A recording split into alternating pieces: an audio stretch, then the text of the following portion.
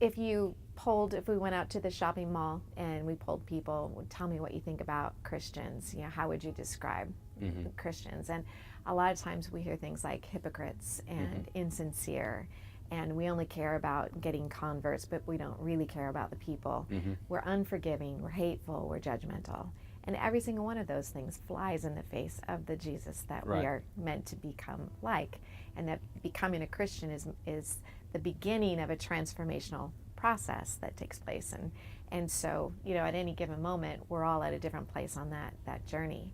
But could we do a better job of moving our disciples into living transformed lives? So give me your thoughts about that. And I want to know how here in your church, what you do, if you do anything specifically to, well, you've already talked a lot about that, but anything that you haven't already said, to help them understand that they're meant to grow. They're meant to become something different than what they were when they first met Jesus. Right. I'll try to just track along your whole thought there. Okay. I think the first thing with unchurched or non-Christians is we've got a couple of dynamics going on there. One is that when we're far from God, it's our natural tendency to resist God. And so some of it, I think, before we beat the church up entirely over it, some of it's just they use maybe not even actual Christians, but just their straw man Christians as a way to shield themselves from any conviction from God. I think it's the first thing we've got to say. And the second thing is sometimes it is people who call themselves followers of Jesus who've given them reason to think that. And in a sense, that is on us. But I think the biggest thing, and roundabout way to answer the end of your question, the biggest thing is that as unbelievers, they don't really understand the message of Christianity. They don't understand what the gospel is and therefore what Christianity is. But the reason sometimes that's the case is because I believe the same thing's going on in the church, that we don't really understand the message of Christianity. The message of Christianity is not do this, do this, do this, don't do this, don't do this, don't do this. It's not a man-made religion of rules and checklists. It's a message that Jesus Christ has done this, and that God by His grace will unite you to Him and count everything that Jesus has done as if it's yours. And then, through that union with Him, His very own Spirit, who had the power to raise Him from the dead, will come and live in you and create a new life in you. So the things you do, there will be do's and don'ts, but there'll be do's and don'ts by the power of His Spirit. And so there's never a point when you can actually, if you understand Christianity, actually look at the life of a Christian and say, well, you're a hypocrite. And what I mean by that, the reason that you couldn't say that is because the declaration of I'm a Christian isn't look at what I've done or look at what I don't do. It's look at what Christ has done. And so, yeah, there's going to be behaviors in my life that don't line up yet because I'm in that process of, to throw out the theological word, being sanctified. I'm in that process of becoming more holy. The Spirit's at work in me. He's changing my heart. He's changing my life. And so I think the biggest thing is to, first of all, ground people in the gospel. That this isn't just the message for you're not a believer yet, here's how you become a follower of Jesus. That this is the life and the health and the power for a believer. That how is your life going to change? It's going to change when the Spirit of Christ is living in you and you are relying on Him in faith. You are trusting Him. You are running to Him. You're being defined by Jesus, not by yourself. Yeah, your behavior changes. You change practically, but it's because you've changed positionally. You're now right with God and united to Jesus. And what we do, I think, too often is we churn people out with this, go try real hard to be a good Christian. And we're again just turn them right back to self-effort.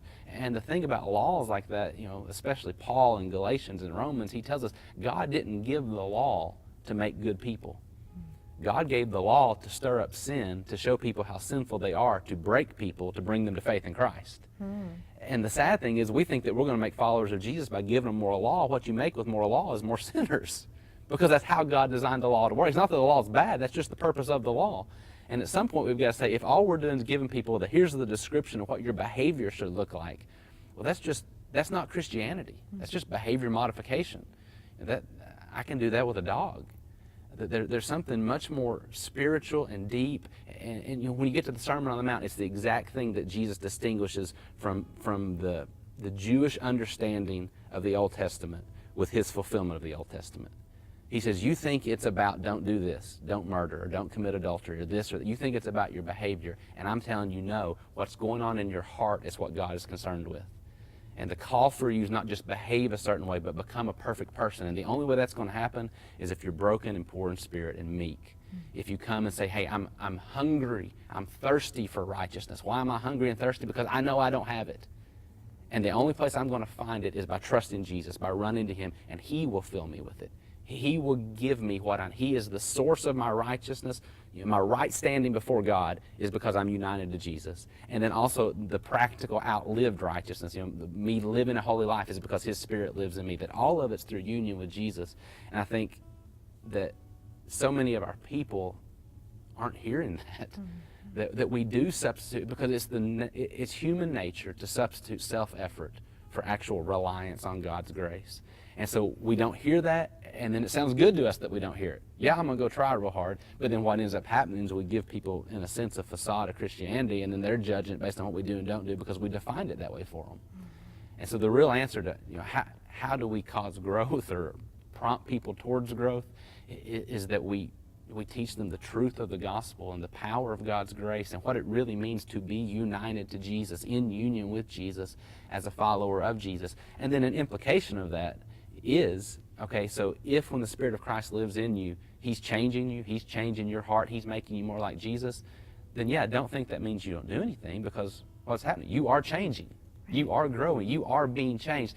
The practical outworking, though, comes from really understanding what's happening when you're trusting Jesus. And so if you're not being changed, yeah, we're worried. Because if you're not being changed, well, I know the Spirit's not at fault. He always accomplishes his work. So if you're not being changed, does he really live in you? If he doesn't live in you, that's because you're not really trusting Jesus. And now we're back again to where? The gospel. And I say here a lot that the gospel is not just for unbelievers. The gospel is for believers.